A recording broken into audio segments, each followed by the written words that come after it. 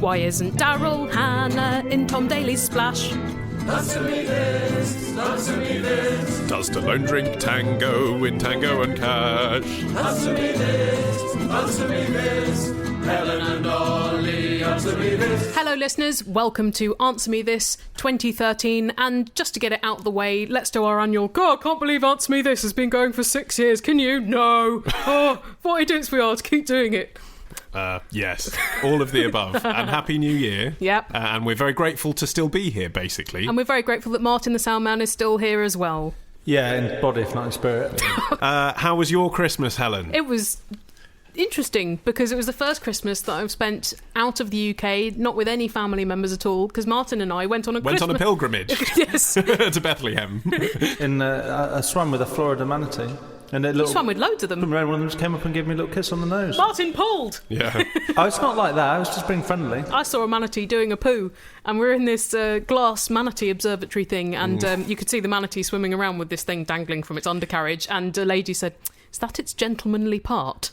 I just thought that was an unusually delicate way of putting it. And the weird thing is they have little fish swimming around their bums, like cleaning them up as they go. Yeah. Like a little sort of, like, grooming bird. Biological bidet. Well, good. Richard in Gibraltar. Helen and Ollie, answer me this. When I went for a dinner party with my parents and one of their very middle-class friends recently, they gave Simon, who was the host, an average bottle of wine. Now, he is the sort of guy that will accept only good bottles of wine, but he took it with good grace.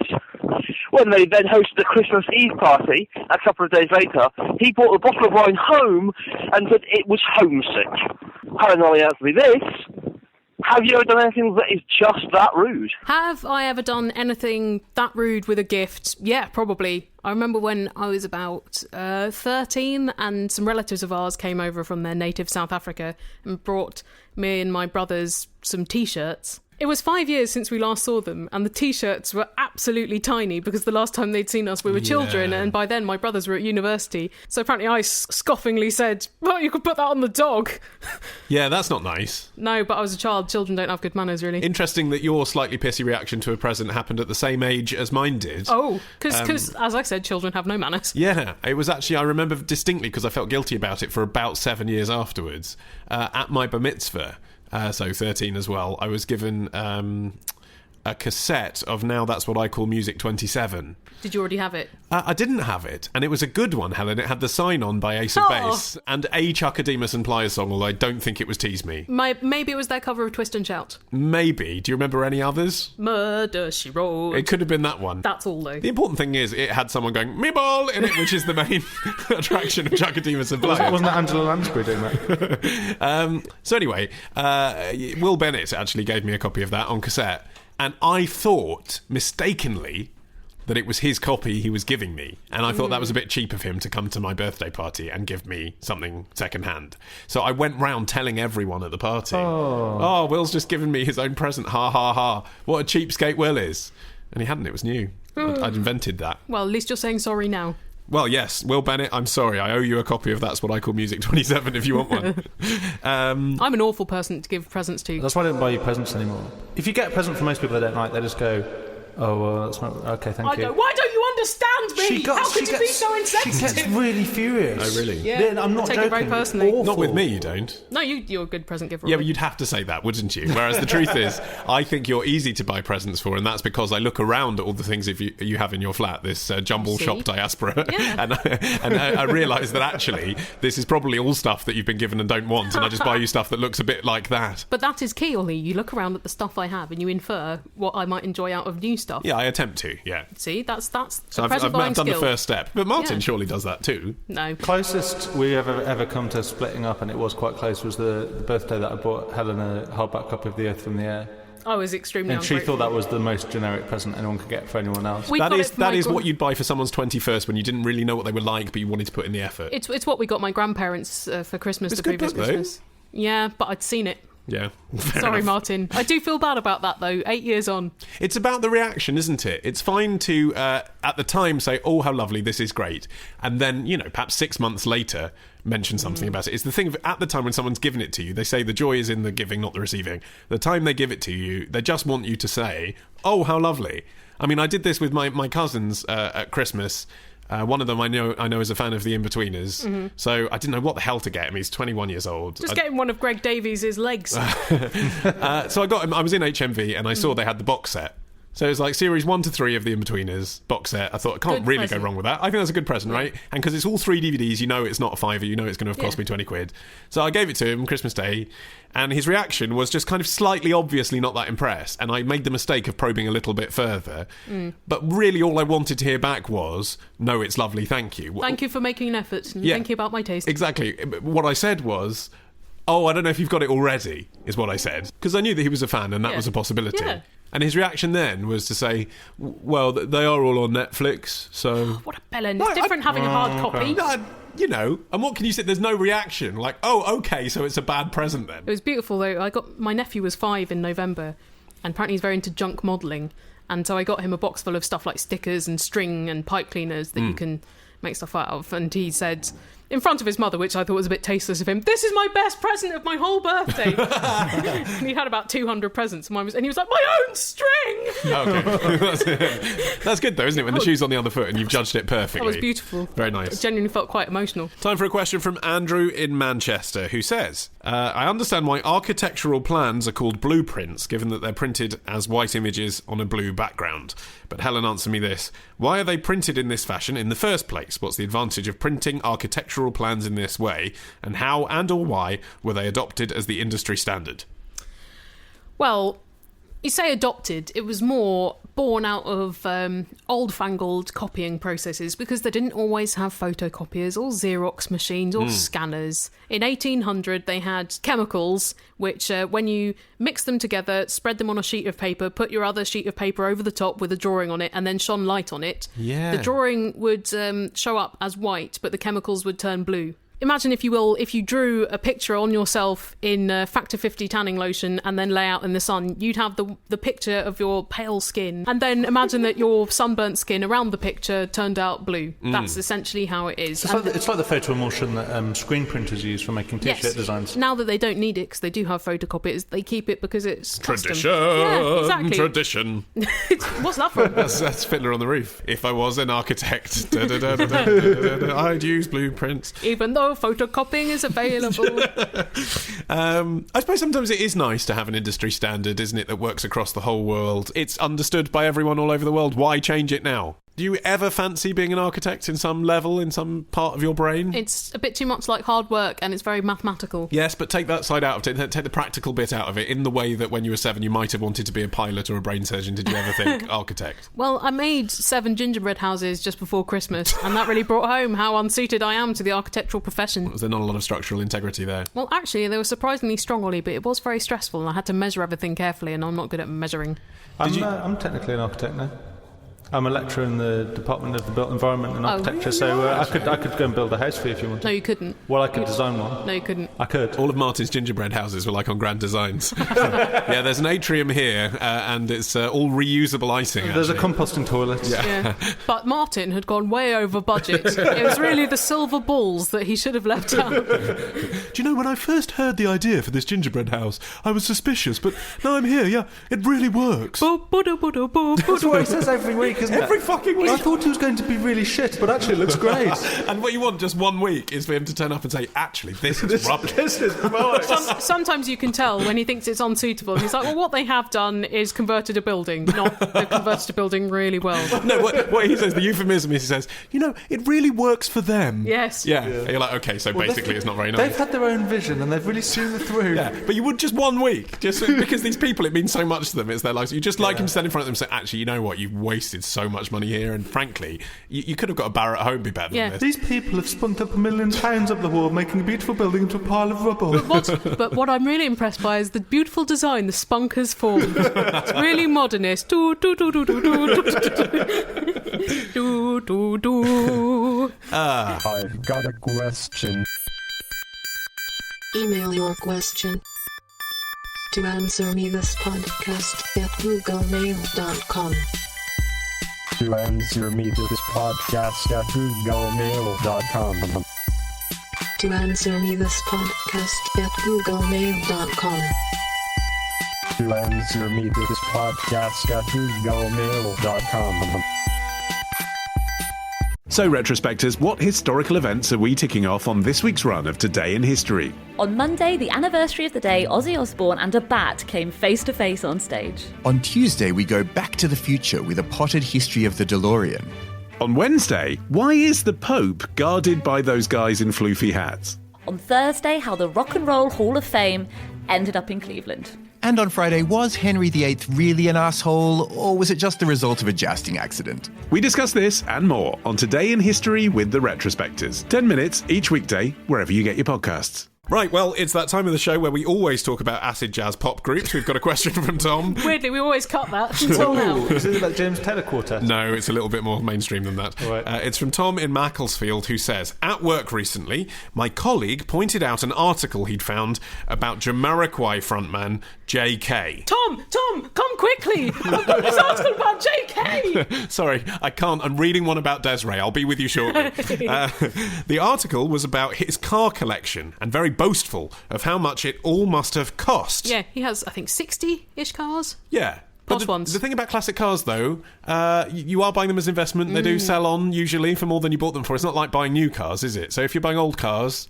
some of it might even be on loan. Most of these are sports cars, aren't they? I thought JK collected sports cars. Well, Tom in Macclesfield should know, Martin, because he says, this led to further research on my part into his personal wealth. What kind of work are you in whereby you've got the time to waste reading articles about JK and then you think, you know what, I'm going to go off on a little hunt about JK's inner life. He writes for Heat 90s. Actually, maybe he works for the Inland Revenue because this question is all about the money. Hey, Tom, come here. Looks like JK's been paying the 20% rate. Should have been on 40. What struck me, continues Tom, is that I never remember Jamiroquai being that successful. It's the kind of thing that people scratched out of their memories of the 90s. They went straight from Nirvana to the end of the century. We've forgotten a lot of stuff, Helen, because we're living in virtual insanity. He says, I mean, of course Jamiroquai were always about in the 90s and early noughties, but the success of the band seems strangely disproportionate to JK's current wealth. What, he sold 30 million albums and you expect him not to be wealthy? Yeah, also he wrote the song. I mean, I know Stevie Wonder wrote the songs, really, but, you know, he technically wrote the songs, didn't he? So he gets a royalty for performance and for publishing. Indeed. So, well, we've sort of answered it already, but Helen, answer me this. How did JK get and stay so bloody rich? Well, he got rich, as we've said, by releasing a lot of music that people bought. And also I think a couple of his songs, at least, would have been heavily used on compilations and soundtracks, and that is a massive money spinner. He wrote the one for Godzilla, didn't he? I'm going deeper underground. Diddly-doo. However, the second part of Tom's question, how does he stay so rich, is more of a mystery, because he did spend a lot of money on drugs. He had a long cocaine addiction, and he's got all these cars. Well, cocaine is an investment, Helen, just the same as the cars. It's a very short-term investment. You can sell it on for a lot more afterwards. And his hats wouldn't have come cheap, because a lot of them were bespoke. I suppose he just had such an insane amount of money that maybe he stayed... insane. Yeah. Virtually insane amount of money. That maybe he did invest some of it wisely and he's still living off the profits from that. All he would have had to do is buy a few houses in London and then sell them 10 years later, and he'd be a multi-squillionaire. But if you spend £1,000 a week, that would take you... Sorry, we're not going to actually now budget out JK's weekly allowance. It would take him 100 years to spend all his record company money on. I can only afford to do 2 lines on Sunday, because otherwise I won't be able to buy any lunch on Monday. JK originally auditioned to be in the Brand New Heavies. Well, that figures, because it's essentially the same music. Yeah, but it's only because he failed to get into the Brand New Heavies. How he must laugh now that he branched off by himself. How do they do? Have they all got a million Porsches? Well, I seriously doubt it. Look, they did Midnight at the Oasis. That sold quite well in 1994. Wasn't that a cover? Yes. Oh, well, then they're only going to get performance, aren't they? Not publishing. Ha ha ha! Clever JK! We underestimated him.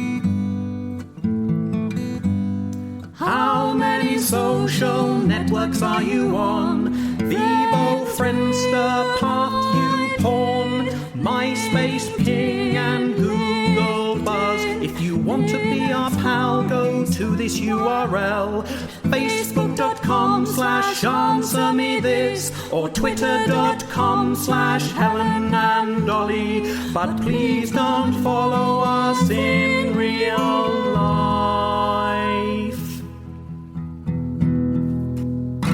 Well, listeners, for the first time this year, we entreat you to send in your questions not only via email, but also by telephone. That's right. You can Skype Answer Me This, or you can dial this number. And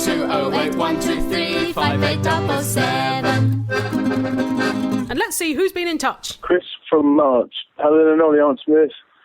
Jools Holland only appears to be on TV once a year, so what does he do with the rest of his time? He must get paid an awful lot to do the hootenanny. What is he on about? I think what Chris means is I only see Jools Holland once a year on TV, therefore Jools Holland must only be on TV once a year. It is impossible that he is on pretty much every week with Jools Holland. I only see Jeremy Paxman once a year because I don't watch Newsnight. What does he do the rest of the year? Simon Cowell has no jobs.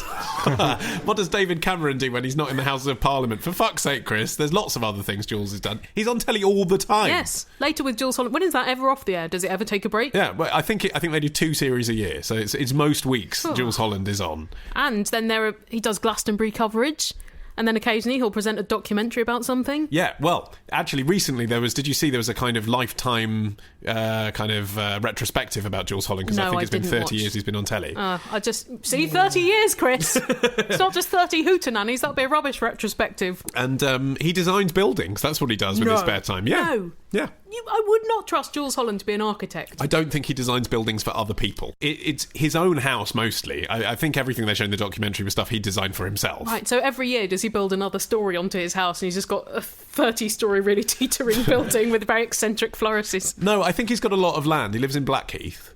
And he's got quite a lot of land, and the heath is his. Well, he does seem to have quite a few acres there, and he's kind of extended his own house into a studio where he has. Well, bear in mind, his rhythm and blues orchestra is like 30 people, so they massive. practice there. So it's quite a large. And so he's designed all of that. So the studio and all the outbuildings around it, and like there's kind of Grecian columns, and he's got like Italianate little details and statues. It's quite an eccentric style. No, it's not vulgar. It's just kind of funny. It's based on Portmeirion.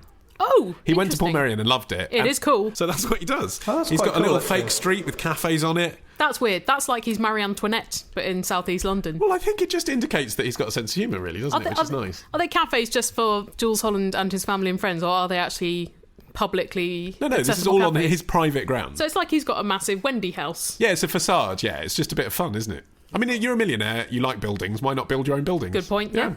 I did read about the hootenanny, something that slightly destroyed it for me. Was it the music? Was it filmed in July? No, it is pre-recorded, but I knew that, and actually it's pre-recorded only the week before December 31st, so that's kind of all right. I think you know that they're not. You know that Tom Jones isn't going to be hanging around with Jools Holland at midnight on New Year's Eve. I think that's okay. And they don't seem to be celebrating there at all. But the thing that slightly ruined it for me was I knew that it was pre-recorded, but because it's kind of recorded as live, you know the big clock behind the performers? Yeah. Apparently it stays at 5 to 12 for the whole show. Oh, what? And then when they get to the bit where they know they're going to have to keep it in as live because they do the countdown, a bloke behind the scenes moves the hand along. It's not even a proper clock, it's just a set. You know, I just always thought it was a proper clock. What, like in the film Hugo? Yeah. Well, the content would be a nightmare, wouldn't it? If you decided to change the order of the bands or they had to do a second take. So it's always at 5 to 12, which I hadn't noticed watching it. Has it ruined the suspension of disbelief? A little bit, yes. Hi, Helen and Ollie. I'm just watching some Have I Got News For You on Dave. It's a bit of a back-to-back. And my question is this. What the fuck is Paul Merton looking at? He's always looking off to his left all the time. I looked over to the left, ooh, and then my skirt came down. Do you remember that song? No. It was from 2002 by Tweet. Right. The protege of Missy Elliott. Tweet, eh? Yeah, it was, oops, there goes my shirt. Right over my boobs. head, Yeah, and that it's one. up on my head. Yeah. And they were called Tweet, were they? That was ahead of their time, Just a lady, wasn't it? just a lady. All right. She probably still is, but now she's not got any Google juice. No, exactly. Yeah. He's stage left, so isn't he just looking at the audience? Yes. And why is he doing that? It's just a comic technique, that, isn't it? Look at the audience. But then why is he looking at the audience to the side and not the audience at the front, which is more audience? I don't know, Helen. I can't see inside what makes his comedy magic. I just know that it works for him. I assumed that he was looking off to the side at maybe a floor manager, or maybe he keeps a pretty lady there. No, I've seen an interview with him where he said that if he looks like he believes the ridiculous thing that he just said is true, then he gets a second laugh. So obviously he knows that he's saying something absurd. But if he then looks at the audience as if to say, don't you believe me, don't you back it up, can't you verify this, you get a second laugh afterwards. So it's just technique? It's just technique. Oh. This is Alan and Amanda from Glasgow. Helen and Ollie, answer me this. Why is it that when they knock down trees, they shout timber, when They should be shouting, watch out, or something, surely. Well, I think this is pretty bloody obvious, because if they said watch out, they might mean, oh, you might stub your toe, not a tree's going to fall on your head. Yes, exactly. Wherever you are in the world, you say timber, you look up and you think, oh, I'm about to get hit by a tree. It would be like slaughtering a pig and shouting, pork! Yeah. It's like the transition from tree to commodity, to wood. In fact, watch out, even in less perilous circumstances than a tree about to fall down, is so ambiguous. Like, recently, quite a lot of people, Martin and others, have said, oh, watch out when someone's about to walk into me from behind. I was like, well, I'm looking at the front. Why don't you say, careful, someone's right behind you? That is such a Helen comment. Oh! Yeah. They're trying their best, Helen. Yeah, they're not trying their best. They are. They've got their best would be telling me what the peril is. No, because they've got 2 seconds and they think, oh, I've got to say something, so I'll say something quickly. Yeah, but when they say watch out, it means I stop and the person bangs into me. Yeah. You see the problem, Ollie? I do, but I'm just saying they're trying their best. They're not trying their best. This is what I've got to work with, Ollie. I'm sure that a lot of you listeners are doing a New Year's purge or weight loss drive or exercise regime that's probably faltered already by the time this show comes out. Define a New Year's purge in a non-Stalinist way. Yeah. You're just going to get rid of a few people in your neighbourhoods. Like, really? What did you mean? You mean like purging your body of filth, like living off the miso classic and resolution stuff. diet. It's like diet, no alcohol, exercise, no smoking, isn't it? Yeah, and genocide. Yeah, okay. Yeah, the classic combination. Kill the poets. Well, anyway, Ed has written in, not exactly about genocide, he says, how many calories do I burn whilst driving? As someone who drives over 40,000 miles a year, says Ed, and also as a person who tries to avoid exercise, I would like to factor this driving into my fitness regime. I bet you would. Which you obviously don't have one of. Exactly. My wife is often quite keen to exercise at the weekend, and the information you provide me with can be added to my arsenal of excuses I use to try to get out of it. Well, okay, big weight on our shoulders now. All of Ed's weight. Yeah, well, yeah, exactly. You should be carrying weight on your shoulders, Ed. In fact, actually, if you do want to keep fit whilst you drive, that is one thing you can do, is carry little weights with you. Really? I've read Keep Fit Tips for Truckers. Oh, wow. Buy miniature weights and do reps whilst you're at the wheel. So where would you put them? On your arms or something? Yeah. So the arm that's not... I mean, I assume this is an automatic truck, actually. If you've got a manual truck and gears to go through, that's actually quite a pain. The other thing as well it recommends is just park on the other side, the extreme side of the car park, so you've got longer to walk back to the truck. I suppose all of that does add up to an extremely negligible amount of exercise, but maybe Ed could park his car a mile away and walk to it. Yes, well, no, I mean, I think that really is the best tip, really, because, assuming you're not a Formula 1 driver, Ed, which I think you probably would have mentioned in this context, you're not going to lose any significant weight by sitting on your arse behind a wheel. You do burn calories just by existing, but it's only about, 30 an hour or something? Well, I mean, obviously, considering that Americans like sitting around and they like driving and they like obsessing about their weight, it's no surprise to know that an American has done this research. Good for you, America. According to calorielab.com, on average, a person weighing 150 pounds, I have no idea how much that is, I'm not an American. That's 10 stone, 10 pounds. Okay. Will burn about 68 calories an hour just by driving.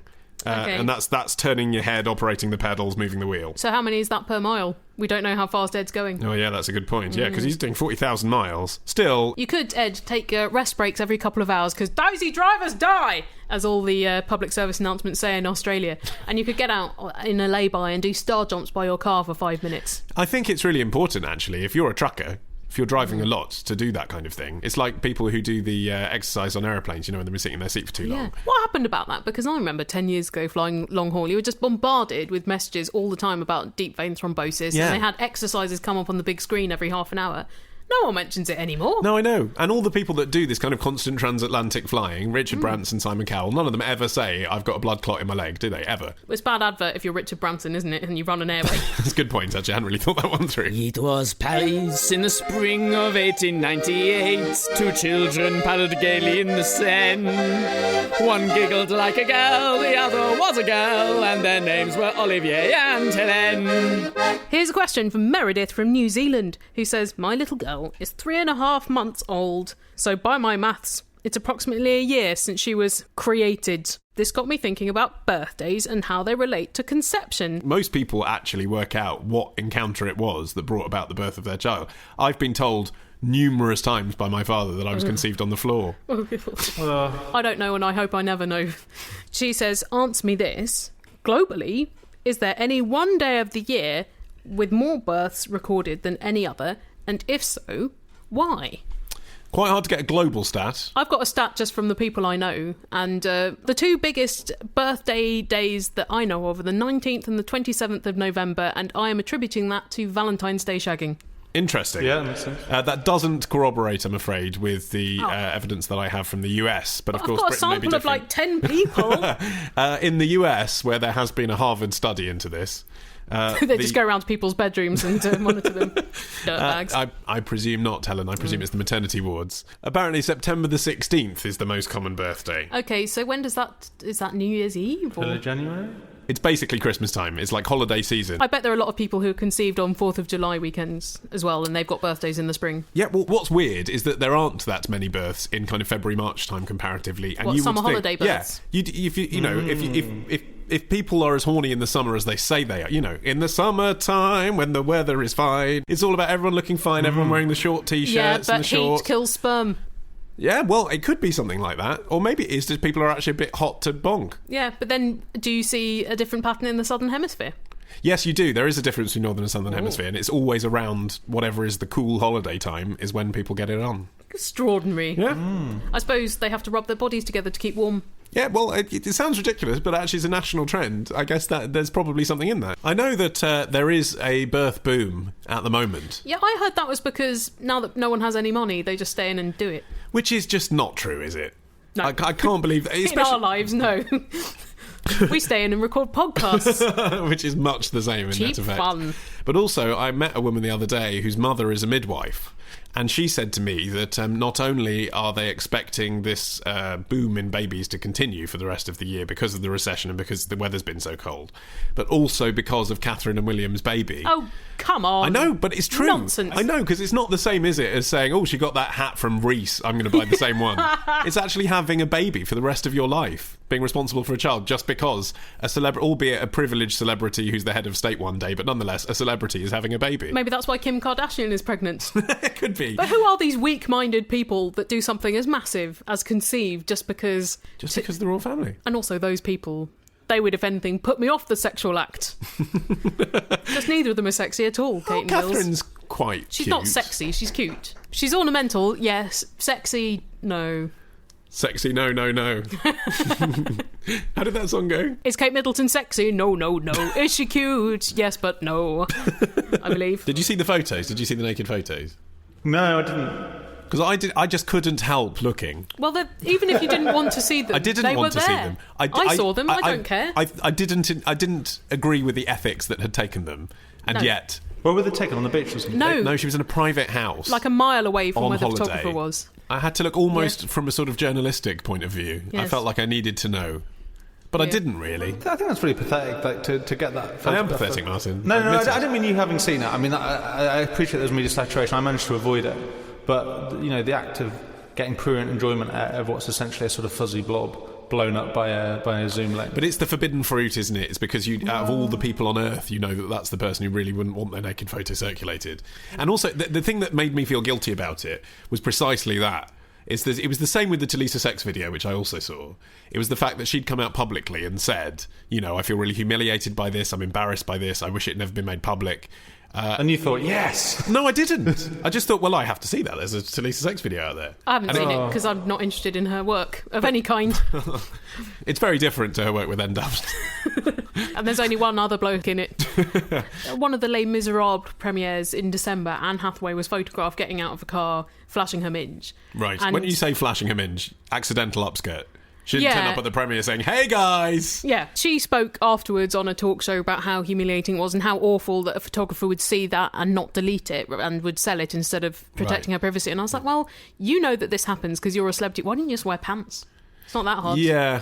I think it's completely unacceptable, but at the same time, yes. If you knew that it happened, you'd take safeguards. Also, I assume there was nothing unusual about it, really. She had a swastika on there. There is something different with tits, which is that you're not quite sure the exact shape, the size of the nipples and everything else. Do you want to put your face between them and go... Blah, blah, blah? Exactly. There is a gradient. Important to know. Anyway. Yes. Good luck to you, Princess. Good luck to all of you idiots out there who are boning like mad just because Kate and Wills have obviously done it at least once. I don't think it's as straightforward as that. I don't think it's, they're having a baby, so we should have a baby. Let's copy everything they do. I think it's just that because they're having a baby, naturally all the women's magazines and stuff start doing features about babies. Just as like when they got married, they started doing features about what she's going to wear, what wedding dress is it, and that plants ideas. Yeah, we ladies, our ovaries pick up their ears and go, baby! What I wondered is, how many tests would they have submitted Kate Middleton to before the engagement was announced, just to check that she was capable of bearing children? Because presumably if she wasn't, there was no way they were going to let them marry. Do you honestly think that happens behind the scenes? And by the way, I do. Yeah, but yeah. You honestly do as Yeah. well. I mean, there's something that the public would be quite scandalised by if that actually came out and turned out to be true. And yet you have to think, it's same shit, different day, isn't it, in the royal household? Nothing really changes. The most important thing is the lineage. The whole purpose of her is to give babies. Yeah, waving and produce heirs. So I just don't think they would have allowed it to go ahead. Taking the chance. So that would have been the scandal if Wills had to break up with her because she had a non-functioning womb. See, that would be an interesting story. I don't think he would, though. He's too nice. Yeah, but he's just a cog in a massive machine. And do cogs get to think independently? No. Well, that brings us jogging to the end of the first episode of this year. Not jogging, Helen. It's been a delightful sprint. Well, that leaves us with a stitch in our sides and just panting for you to send us questions for the year's Answer Me This. Yes, please. Yeah, you've got them all bottled up after Christmas. That's right. So give that bottle a shake and let the fizz pour out all over our email, phone and Skype, the details for which can be found on our website, answermethispodcast.com/I feel a bit sick. And also on that website you can find episodes 1 to 120 and our apps and our albums. There's some merch with my face on it as well, just a notebook at the moment. Yeah, there is. But we should put on some pants or something. No, I think that's too much. It's a thought for the future, isn't it? Yeah. If you want Martin the Soundman pants, let us know and we'll see if they can be put into production. See if Urban Outfitters will sell them. And we'll see you next week. Bye!